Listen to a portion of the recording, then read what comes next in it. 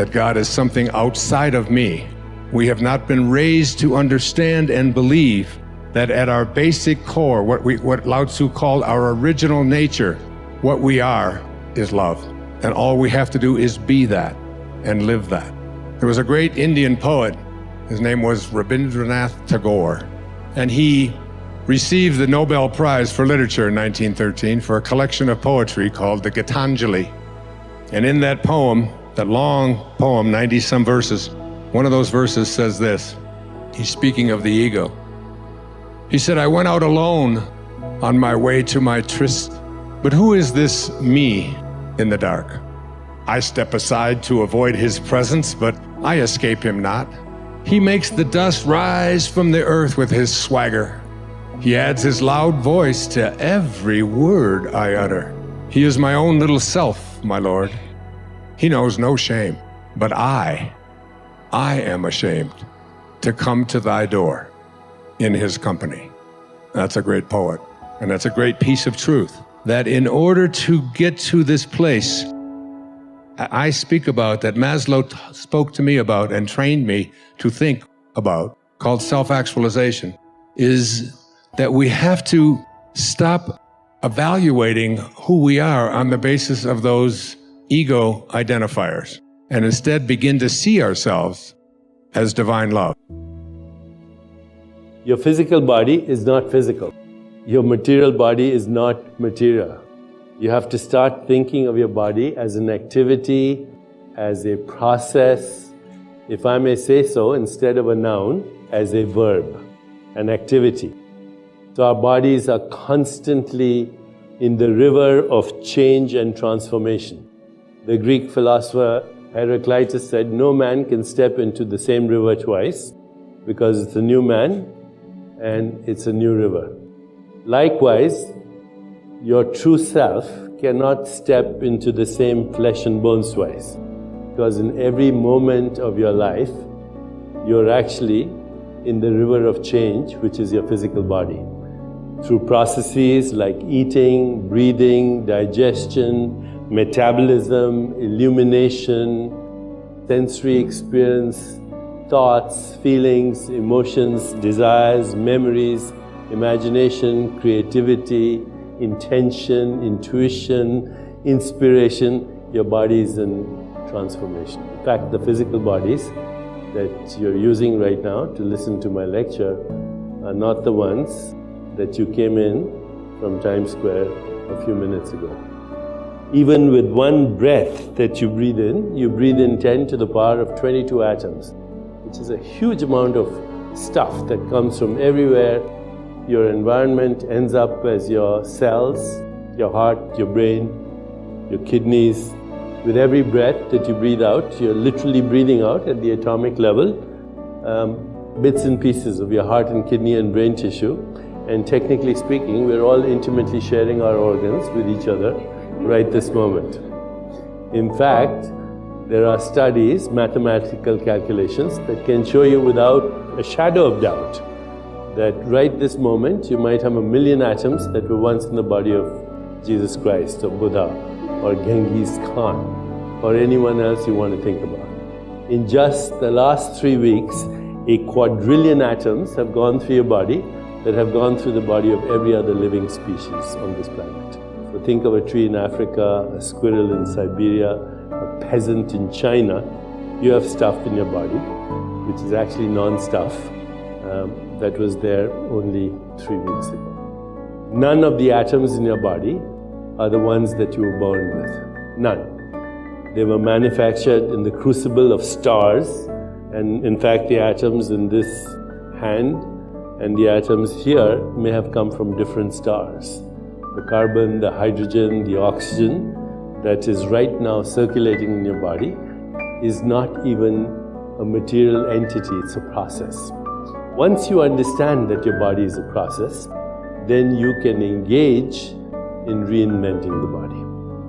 And you do so by very simple, fundamental activities that you pay attention to. So let me tell you what are the most important fundamental activities. Sleep. When you sleep, your body rejuvenates itself. repairs itself. Not only your brain, but the rest of your body. The second thing, meditation. We now have actually scientific proof that a daily practice of meditation, and we have done these studies with places like scientists at Harvard and Mount Sinai here in New York and University of California. In our study, within 4 days of meditation, people increased the enzyme that controls biological age by almost 40% in 4 days. And then we took those samples, we sent them to our teams, as I said, in these institutions, and we showed that the entire genome starts to express itself in a different way. You don't change the sequence of nucleotides in your body, but there are genes that get upregulated, genes that promote homeostasis or self-regulation or self-repair, and there are genes that get downregulated, genes that activate inflammation. So both inflammation and homeostasis or self-repair are protective mechanisms. When you fall down, you need the inflammatory response to heal yourself. But if that response is exaggerated, then it is the basis of many diseases including chronic conditions like bronchial asthma, arthritis, many types of cancer, etc., heart disease, inflammatory disorders are all connected with these diseases. So when the genes get downregulated for inflammation, the genes get upregulated, you're literally changing the activity of your genes and the enzymes that control cellular aging. And this we have shown already. So here are the few things that really matter. I mentioned sleep, meditation, movement. The more you move, the healthier your body. Don't worry about the kind of exercise you want to do. You can do any exercise. The key thing is to keep moving. The fourth thing is emotional well-being. And somebody in a previous talk mentioned the limbic brain. The limbic brain is that part of your brain that is influenced by your emotions. So when you experience emotions like joy, peace, compassion, empathy, then there's a phenomenon that occurs in your brain. It's called limbic resonance. And the hormones that are secreted and the neuropeptides that are secreted, like oxytocin and dopamine and serotonin and opiates, these are immunomodulators and they enhance self-healing or self-repair. On the other hand, if you're feeling guilt, hostility, depression, and any of the things that create fear in your body, then limbic resonance turns to limbic dissonance, and that starts a disruption of homeostasis, of cultivating those emotions. And finally, diet. A diet that is free of a diet that's not based on refined foods, manufactured foods, or processed foods. A diet that is more plant-based, and also perhaps a Mediterranean diet, which includes fish and olive oil. It's that simple. Sleep, meditation, movement, cultivating healthy emotions, and a healthy diet. So here's the formula. Wake up every day with the intention that you're going to experience a joyful, energetic body, a restful, alert mind. Cultivate the emotions of peace, joy, love, compassion, empathy, and equanimity. And finally, experience lightness of soul. Because at the core of our being is an intelligence that's orchestrating all these activities that I mentioned. You have 600 trillion cells in your body, which is more than all the stars in the Milky Way galaxy. Only, by the way, only 10% of them are human. The rest is what is called the microbiome. So of the 600 trillion cells in your body, most of them are bacteria. You're a walking bacterial colony with a few human cells added. And all of these cells are working together as an ecosystem. And the things I mentioned to you, they influence everything. Diet particularly influences the microbiome, which is in our GI tract. And the microbiome and your genes actually regulate each other. So it's a fascinating thing. Our body is star stuff that has learned to self-regulate itself, that has become self-aware, that knows itself, that regulates itself, that evolves, and ultimately that goes back to the field of pure consciousness, which is a field of infinite possibilities, infinite creativity, that takes leaps of evolution. And as we move into the future, I think you'll see that reinventing the body is not a possibility in the future, it's a possibility right now. Life has no agenda. It's for you to be a full-fledged life. A grasshopper is trying to be a full-fledged grasshopper, earthworm is trying to be a full-fledged earthworm, a bird is trying to be a full-fledged bird, a tree is trying to be a full-fledged tree. A human being should strive to become a full-fledged human being. This is all our business is. But each one of us start creating our own agendas and doing all kinds of things. No, you're just a piece of life. Don't take yourself too seriously, because before you and me, countless number of people have come and gone. Yes or no? Where are they? All those people. You think they were all idiots? They were all idiots and they died, is it? No, they were also like you, maybe they were also officers, maybe they were kings more than you, all kinds of things, all topsoil now. This will also become topsoil. Just a little bit of time. Life is a bit of a sparkle. How old is your son, sir? 25. So 27 years ago, where was he, sir? So if somebody is not here, we say they're dead, isn't it? 27 years ago, he was dead.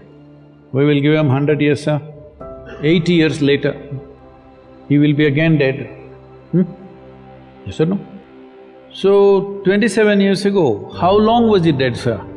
Long time. So, 85 years later or 80 years later, how long will he be dead, sir?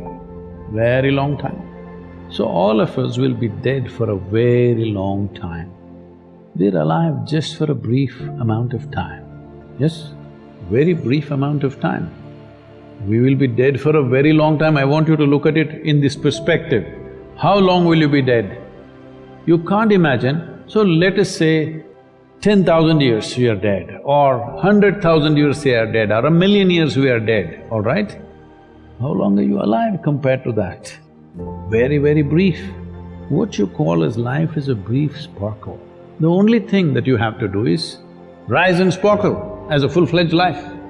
When something is needed around us, we will do that naturally, because when you're doing wonderfully well, you will do what is needed, isn't it? When you're miserable, you will be motivated. Tell me, when you're very happy, have you looked at yourself? How nice and wonderful you are, you're willing to do anything for anybody, bend backwards if necessary, yes or no? When you're little frustrated, how difficult it is.